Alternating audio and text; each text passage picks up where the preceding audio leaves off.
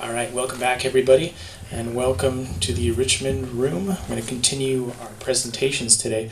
My name again, for those who weren't here earlier, my name is Phil Johnston. I'm the branch director of Cafe Vancouver and hosting presentations here in this room today.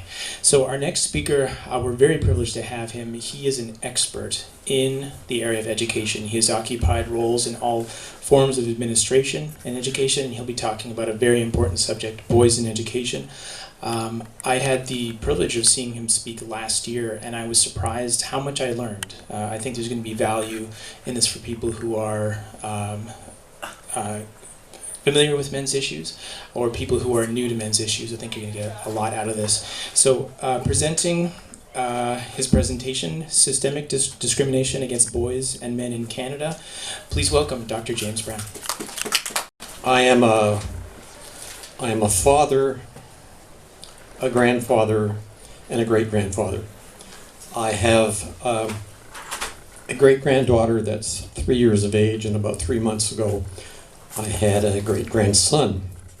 You will note that the theme that I talk about very often is that it's a very difficult time to be a boy growing up right now. Really, really difficult. So when I realized I had a new great-grandson, I posted on Facebook that I felt very, very sorry for him. And my children pounced on me and said, "We're going to take care of him." Well, good luck, because it's a very, very difficult time to be a boy growing up. And frankly, it's going to take all of the family's efforts to try to help this young man, this little boy actually, grow into a young man. I hate to say it, but it's true. So I'm on an odyssey, and I have been on this odyssey for the last 6 years. I've been traveling. I've traveled across Canada. I've traveled in the United States. I've traveled in Europe and in the United Kingdom. And I do presentations that talk around the issue of what's in store for our young boys if we don't do something before long. And so this is Odyssey 2016 because, as I say, it's going on for a number of years.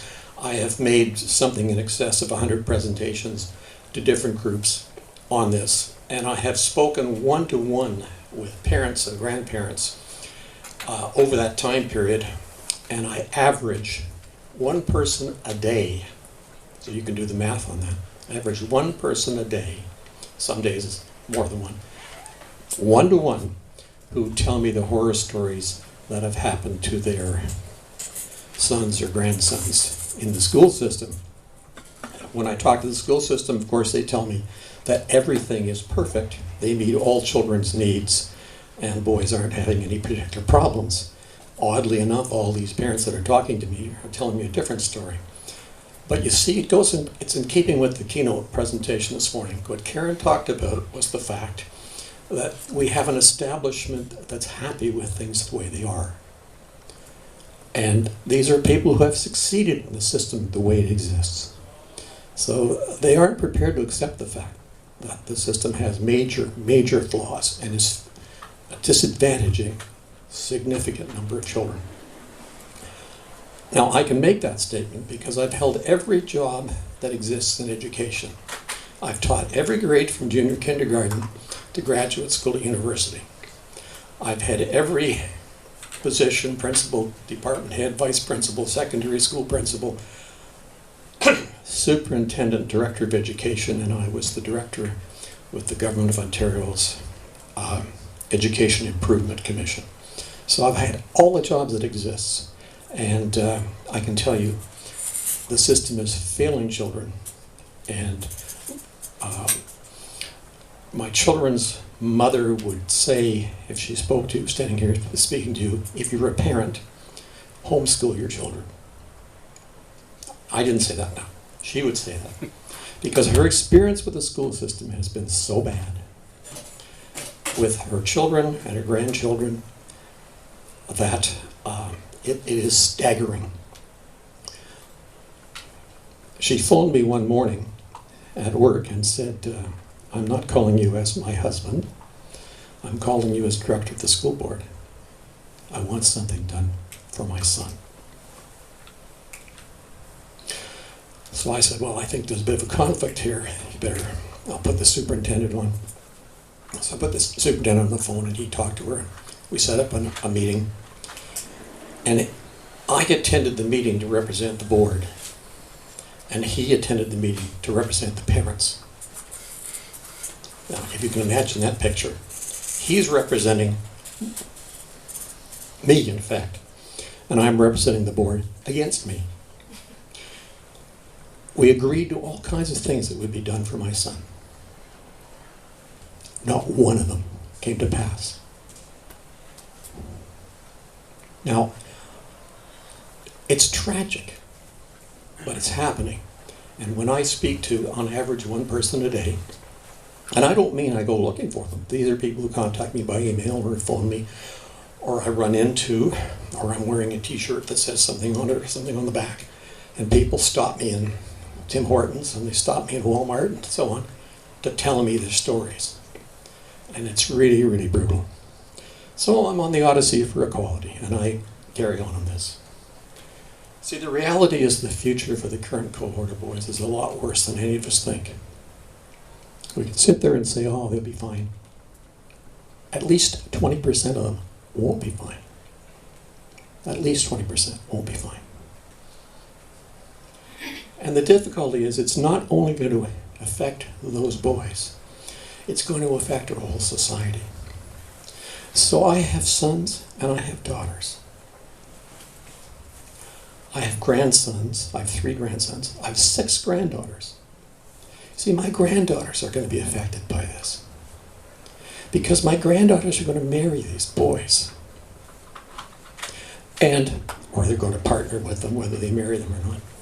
And the fact of the matter is that as those boys experience this disaster, those young women of mine are also going to experience it. So I need a big basement because I'm going to have daughters and granddaughters and piles of kids living in my basement when they get tired of these guys that are, frankly, our society's losers. And it's not because of them, it's because of the system.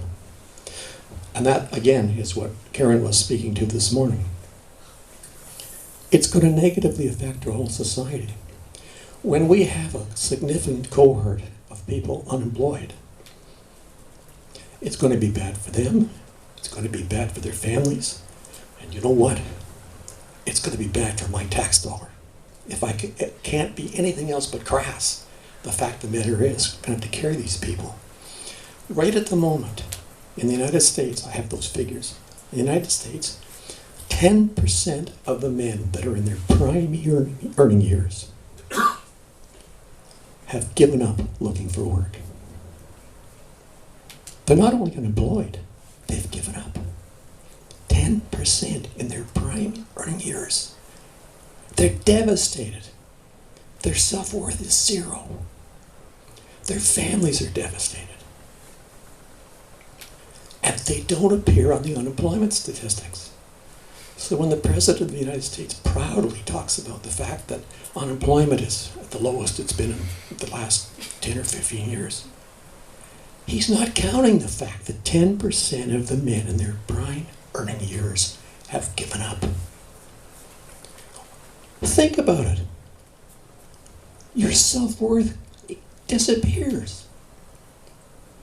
The people that you love and you engage with, it disappears for them as well. Now, I'm not making this up. Have a look. Have a look at the numbers. They're there. They're not hidden. So it's going to affect all of our society. So if I do this to protect my sons, it's one thing. But I'm doing it to protect my daughters as well. And I'm doing it to protect other people's children as well. And if we correct the causes of the problem today, it'll take 20 years before this plays out. If we correct this problem right now, the cohort of young people I'm talking about, we're talking close to 20 years before this will come to fruition. during that time period, people will suddenly become aware of this. We will begin to recognize the ogre. And people are going to say, why didn't anybody see this coming? I can't imagine why no one saw this coming. Well, folks, I see this coming. And if you take a look, you're going to see this coming too. And people are going to ask this. And then they're going to do what we always do. They're going to blame the victim. They're going to say it's because boys are inferior. They're going to say it's because boys are lazy. It's going to be, they're going to say, well, it's they play too many video games. That ain't it, folks. We have a major, major issue at hand here. Now, I'm dealing with education because everybody goes through that. I'm not talking today about alienation, although I could. I could talk about parental alienation. I'm not talking about domestic violence, although I could speak about that too. All of this firsthand, or at least firsthand in my family. I'm talking about education because it affects everybody. And if you're sitting out there and you're a parent or a grandparent, you have to look at this in terms of what it means for you. And if you're a parent of a young boy, or in my case, the great-grandparent of a young boy, I'm looking at this thinking, boy, oh boy, I sure hope the family rallies around him because he's going to need it. So I'm talking about education and employment. Education, because this is in terms of your self-development and all these other wonderful things, but also it leads into the question of unemployment and employment. See, if you go back and look prior to the 1970s, now I realize that when I speak to groups of people, lots of them weren't even born at that point. Lots of you probably weren't born at that point. But I was. Okay, I'm 51 years in education. I still teach music a half day a week in a school. We look prior to the 1970s. The discussion was about the girls' crisis and the things we needed to do to address it. Particularly mathematics and science, but we had this crisis, or at least apparently we had this crisis. So initiatives were taken to deal with this. And you have to realize that at that time period, I was an administrator in a school system. I didn't disagree with what was said. See, we had a lot of things we did. We did gender selective hiring. Now, just so you get an idea of what I'm talking about, there will be people who say we hired women into secondary school teaching because we were dealing with the inequality they were dealing with. But see, people like me weren't dealing with that inequality. We were dealing with the fact that young people need to be able to identify with those people who occupy these positions. So if I never see male nurse, I'm inclined to think only women are nurses. I don't have to have anybody tell me that. Nobody needs to present you with statistics. And so, if I never see a woman teaching mathematics in a secondary school, then I identify that that's something men do. So we needed to hire women teachers into these positions, not to help them out, but to help out the young girls. And so we selectively hired. If we got 15 applications for a science position or a math position, we only looked at the women candidates. I make no apologies for that. I didn't do it for those women. I did it for the young girls. I did it for them, and I'm not embarrassed about it. We promoted people on the same basis. We would put out an ad for principals, and we would get 50 applications. 6 from women, the rest from men. We put the men aside. We interviewed the women. I make no apologies, because my women teachers in my system said, I don't want to be a principal, that's for men. Nobody had to tell them it was. That was their reality. So we needed to change the reality. We needed to change the culture. So we had to break the existing culture so we could change it. I have no apologies for that, none. If you don't like it, tough. It wasn't done for those individuals. It was done because we needed to change people's perception.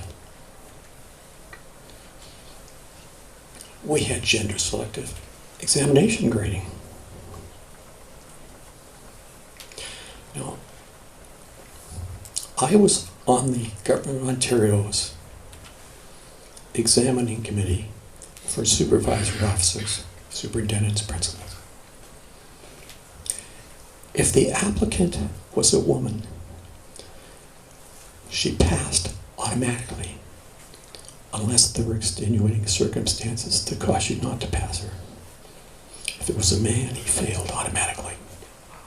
And that was to increase the pool of women candidates. You see, the pool was just about all men. So how were you going to get women into these positions if they weren't qualified? So we bent the rules. Not for them. Understand me, not for them.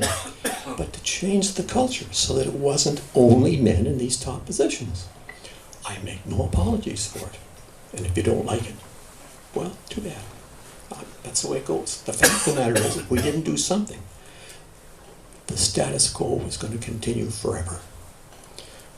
So we changed it.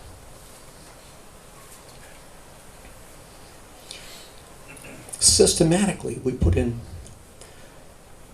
scholarships for post-secondary education. In existence right now, there are a number of scholarships for women going into study medicine. There are none that are male only. There are a number that are female only. Now, that was put in place because there were hardly any women going into medicine, so we changed the game.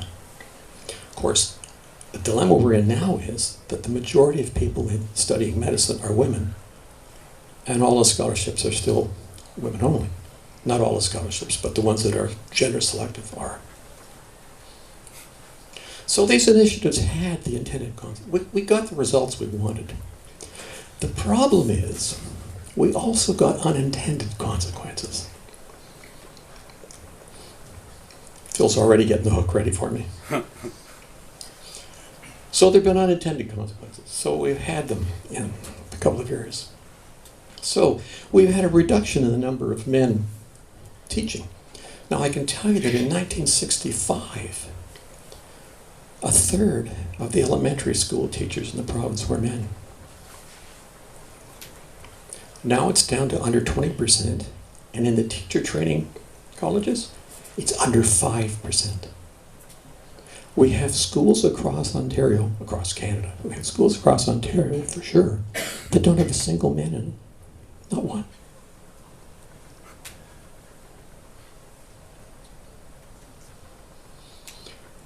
Now, what dilemma does that create? That creates the dilemma I talked about in terms of girls having gender identity. I have parents calling me saying, my son is 4 years old and he's telling me he does not want to go back to school because school is for girls. Because everybody in the school is a woman. Everybody's a woman. So the child is looking at that saying, this isn't for guys, this is for girls. Dilemma, folks.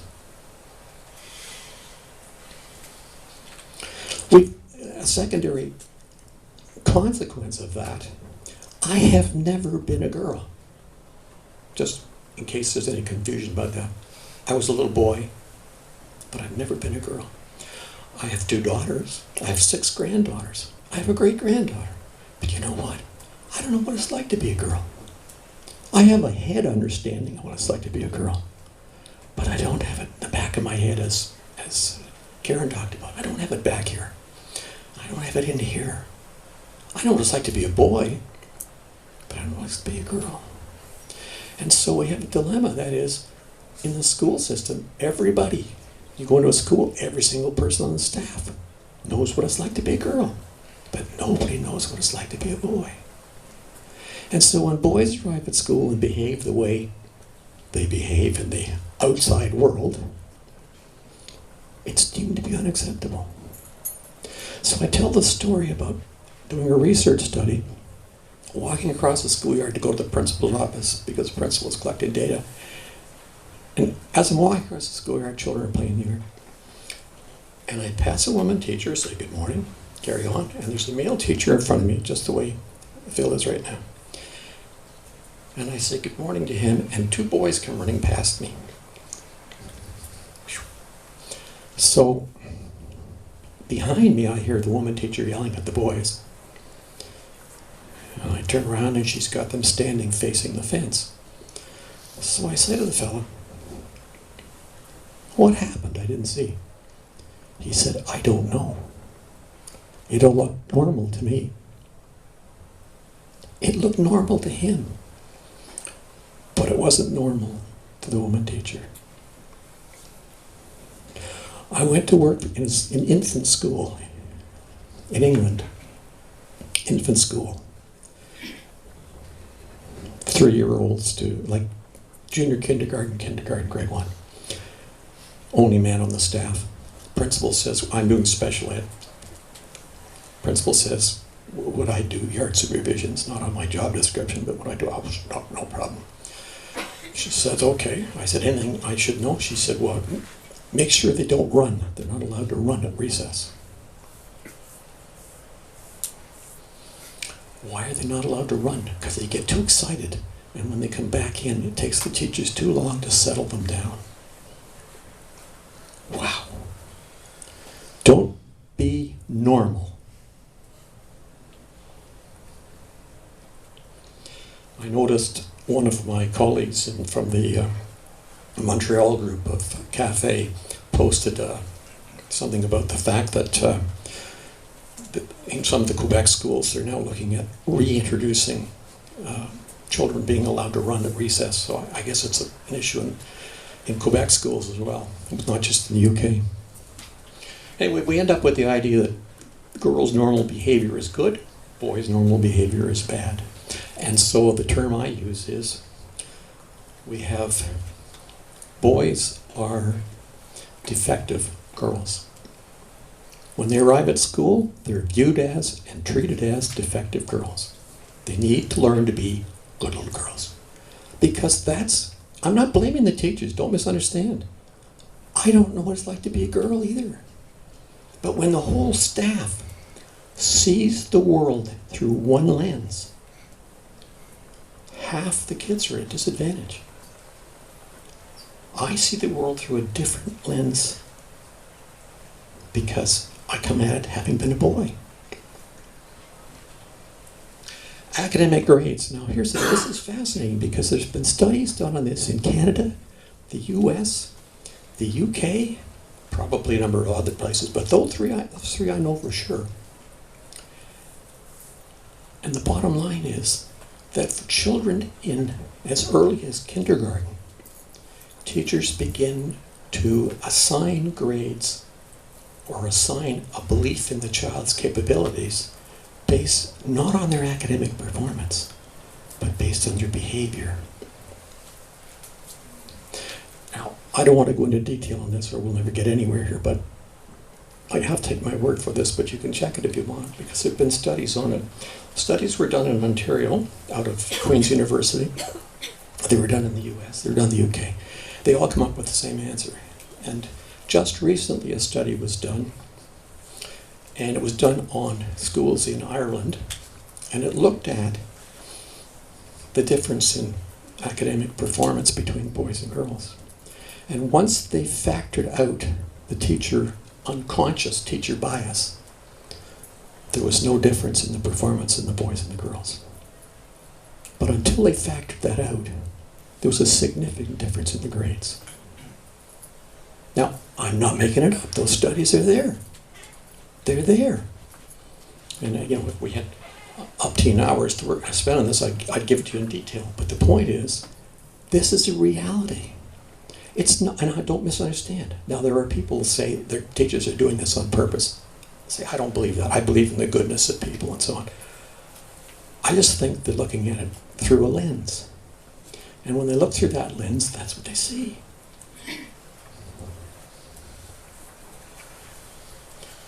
So, girls and boys, they have a group of children write papers. And they have a group of teachers mark them. And if the paper has a girl's name on it, the identical paper, the grade is higher than if it has a boy's name on it. That is consistent across all the studies. Nothing but that. Because we know girls are better academically than boys. After all, they have been in my whole experience. And after all, I was, so a person saying that started in education 10 years ago. Well, sure, for the last 10 years that's been the case. It's not the case if you go back 50 years. There's the hook going. Anyway, the result of this is one of the major predictors of how well children do in school is parental expectations. So you come in as a parent, and you're told that your son, or you're given your son's grades, and they're lower than your daughter's grades. So your expectations for your daughter are high, your expectations for your son are low. Even though, conceivably, they're exactly identical. But you see, that's the impression you're given by the grades the teacher's giving you. And because you have lower expectations, your child's performance will mirror that. And that research has been around for like 60, 70 years. And it's replicated periodically. So it's devastating because as a parent, I've got that. Okay, now I'm going to skip along here because I only have a couple of minutes left. Right now, we have boys starting school that are turned off by education and are disengaged in elementary school. By the time they get to secondary school, they are locationally present. Well, okay, I'm looking around the room. Some of you are only locationally present too, but they've ceased to engage. So they're there because the law says they have to be. But they're not there. In the last 10 years, there's been a 70% increase in the number of boys being interviewed when they leave secondary school, stating that they will never set foot in a classroom again. Now we're going into a knowledge-based society. Well, we're actually in it, but anyway. So the result is these people who don't have college, the young people who don't have college are in real trouble. But they can't, so I'm going to do another personal one here. So my son-in-law, really nice fellow, he's a mechanic. His employer said, we'll pay for you to take heavy motor mechanics. Fine, he can do the apprenticeship, but he has to go to college to do the in-class part of it. Couldn't do it. It was nervous breakdown time. He couldn't do it. His father-in-law is an educator. He couldn't do it. That's the damage that's done to that young man. And it will haunt him the rest of his life. So, watch how fast I go through these. I hope you're reading all these. Yep, no problem. So there's Dave Cook, our former education minister. I worked with Dave on the Education Improvement Commission. So we have boys that are depressed, they're having sleep disorders, and they're committing suicide. And Karen addressed it. The peak times in a man's life to commit suicide are 20 and 50. We're killing our sons and we're killing our fathers.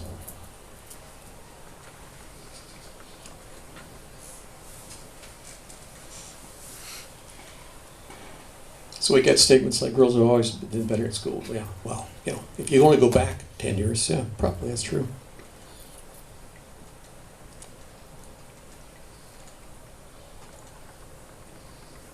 So there's a lot of things we can do.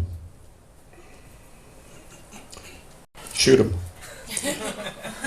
I have children's books back there.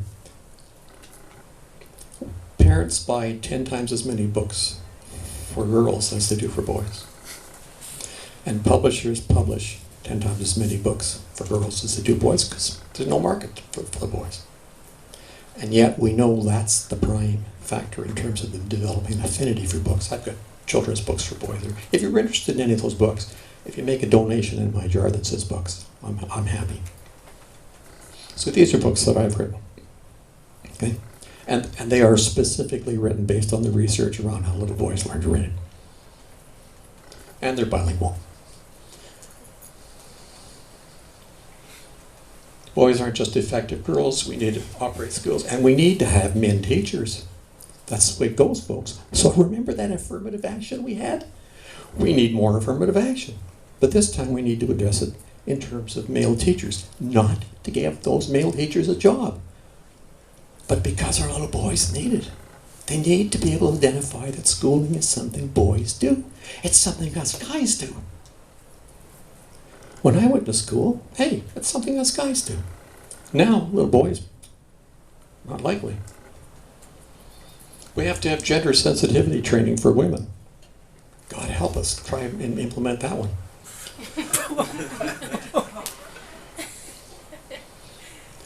And gender is a teaching qualification.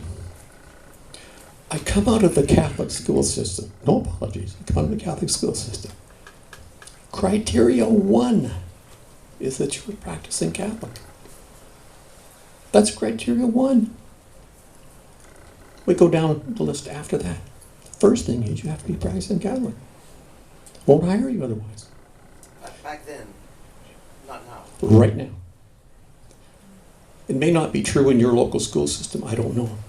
But it's historically true in the province. And the reason, if I'm going to send my child to a separate school and not the common school, there's got to be a reason for it. And if the reason has to be that they're on the same wavelength that I'm on. Well, one of the qualifications that we put in place all those years ago, 10 or 15 years ago or 20 years ago, was that you needed to be a woman if you're going to teach science, because the children need to be able to identify with you. Well, now you need to be a man. It's a fair game. I have no problem with that. That should be a teaching qualification.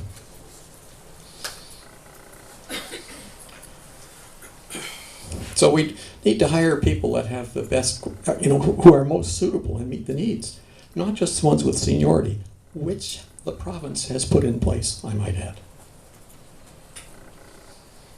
So we need to do something, go out and do something about it, and I use gay pride as the example. Boy, it's not that many years ago when no politician would dare be seen walking in a gay pride parade. Now there's hardly a politician who dare not being seen. Not only are they seen, they're out front. They want everyone to know. Well, we need some male pride initiatives. So, do we need a male pride initiative? Anyway, if you haven't already joined CAFE, that is one of the ways you can help. It's one of the ways you can help your own children. Oh, I've been around the pipe. That's it. There are books there if you're interested. Are you taking questions? I will, just to give you a second here. This book is, it's an easy read, but it's 400 pages and it's full of, nowhere in it do I say I think. It's all based on what the research tells us. If you tend to be the Kohls notes type,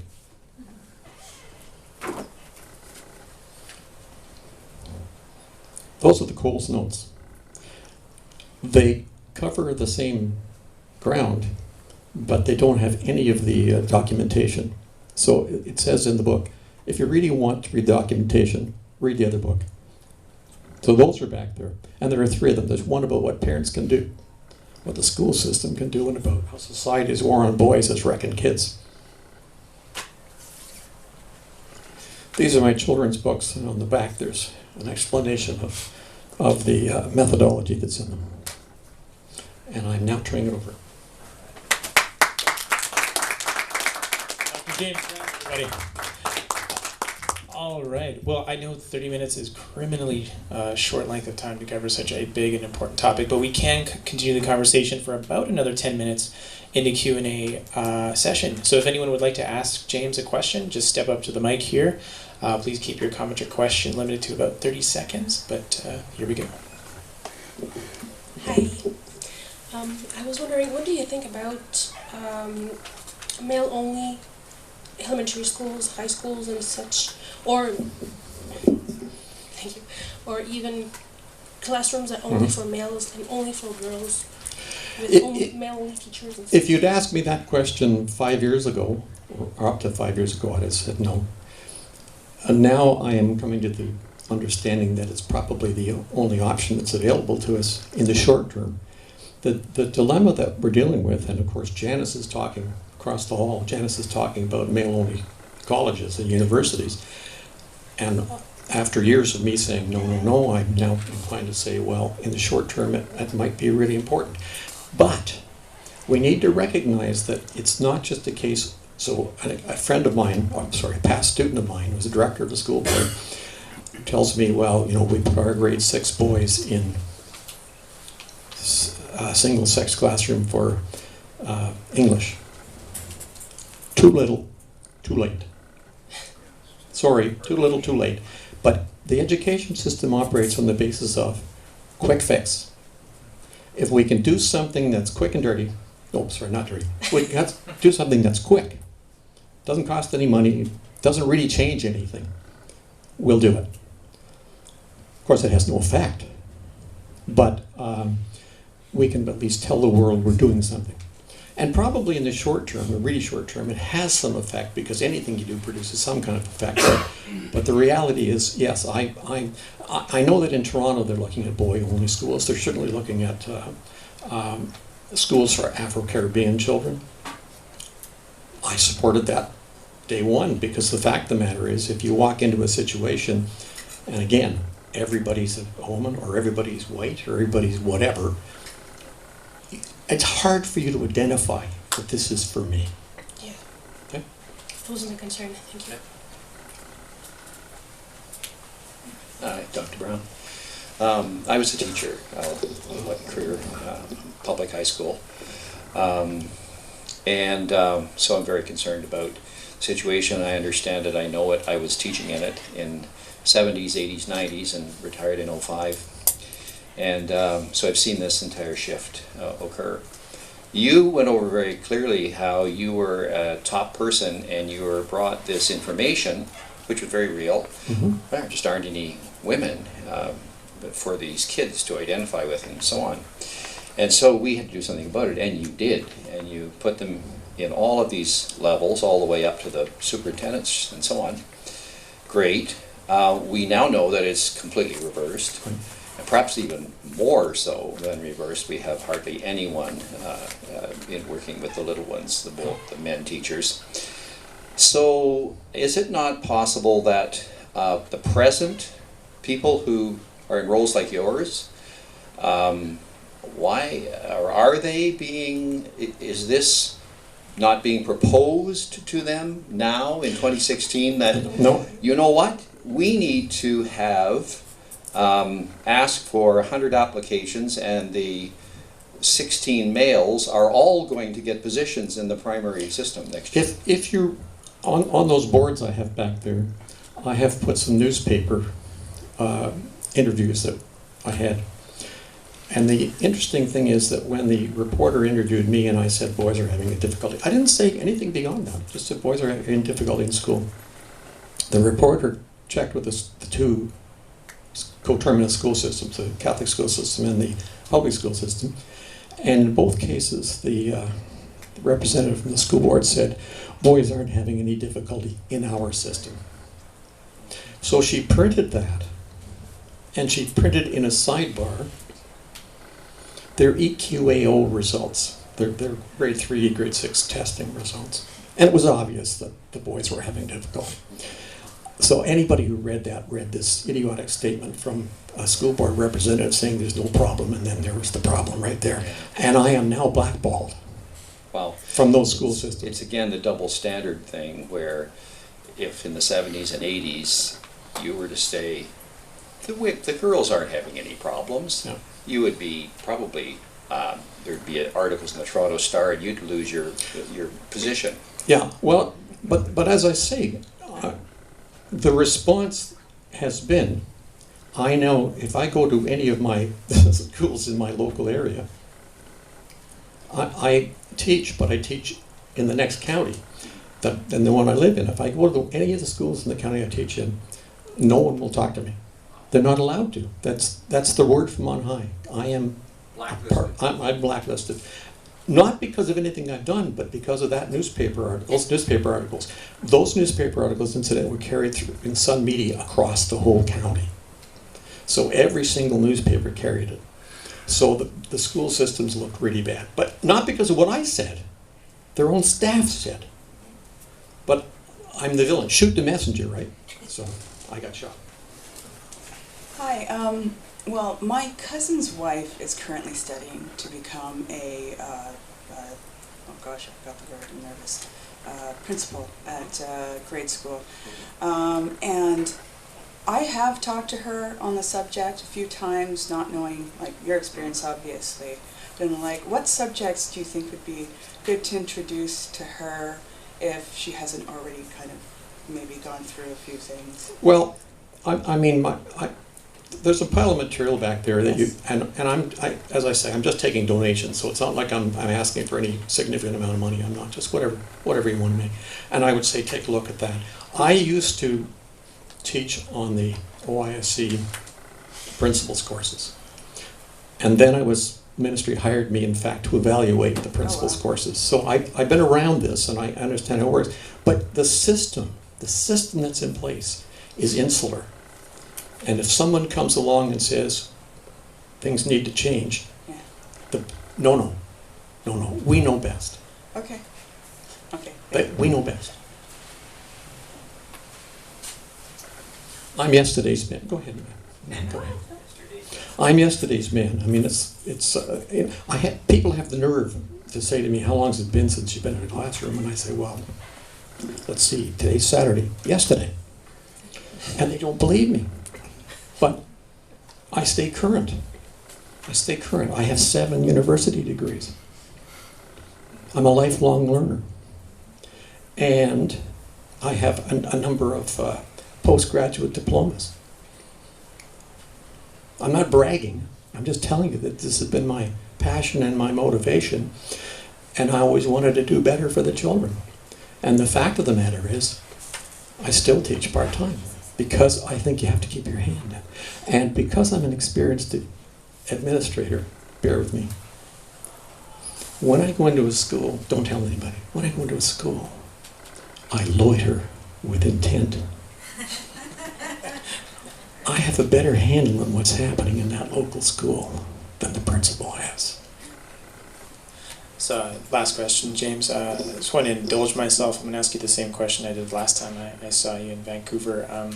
Because boys and girls tend to have different learning styles, and because boys are behind and struggling in so many ways, do you think that gender segregated schools could be a good type of quick fix? It might be I hate to say it, it troubles me, and of course it isn't going to happen, but the point is that I think it might well be more important than anybody realizes. Until you understand the difference between saying we changed the curriculum. See, changing the curriculum doesn't really make any difference. Sorry. The curriculum is the human interaction. That's the curriculum. The curriculum is everything that happens. When I walk in to a room and everybody in the room is a group other than mine, I have difficulty feeling that I belong. Sorry, that's just the reality of it. And if people sit here and say, oh, no, that's not true, I find that extremely hard to believe. So when parents of children as early as kindergarten are telling me that their little boys are coming home saying, school's for girls, who told them that? Nobody. Nobody had to. It's just the reality. So that might, sure, and I know in the Toronto board, the Toronto Public Board, in fact, is working with that kind of concept. And I don't disagree with it. Because you need to feel that you belong. You need to be engaged. And so a parent talked to me, a parent organized, inviting me in to speak to parents. School wouldn't organize it. This is in Durham region. School wouldn't organize it, but the parent did. And he said, where can I hold a meeting? I said, well, ask the school. So they said, fine, you have it there. So they had the meeting at the school, but the school didn't organize it. It was all organized by a parent. And a parent of a boy, or boys. And anyway, the parent followed up the next year and sent me back an email and said, interestingly enough, the school hired a couple of male teachers, and my son is in the classroom and he has a male teacher this year, and this is the first year where he's really blossomed. Now, I'm not saying men are better teachers, so God help us, don't go out of here and say I said that, because I didn't say that. It has nothing to do with it. What it has to do with is the fact that I can identify with this person. And you know what? When I worked in the inner city London, England schools, I had a lot of trouble with kids. I was doing special education. I had trouble with kids identifying, the secondary school kids identifying with me. 80% of the children were other than white. So here's this, for want of a better term, middle-aged. One of the boys said, sir, have you ever considered dyeing your hair? Then you wouldn't look quite so old. Anyway, I thought, how are these kids going to identify with this late middle-aged honky? And a lot of them couldn't. A lot of them couldn't. They just couldn't. So, and I understood that they couldn't. We had a teacher on staff taught music, a fellow from the Bahamas. The kids used to call him a coconut. In Canadian parlance, that would be an Oreo cookie. Because they said he was black on the outside, but white on the inside. They couldn't identify with him. They couldn't identify with him any better than they could with me. So it's a dilemma. It really is a dilemma. And if we don't address that issue, and that was the issue we were addressing 30 years ago, by putting women into secondary schools, by putting women into science and math, we were addressing it, by putting them into principals' jobs and so on. So we need to recognize that. That's all our time. Let's give another hand to Dr. James Brown.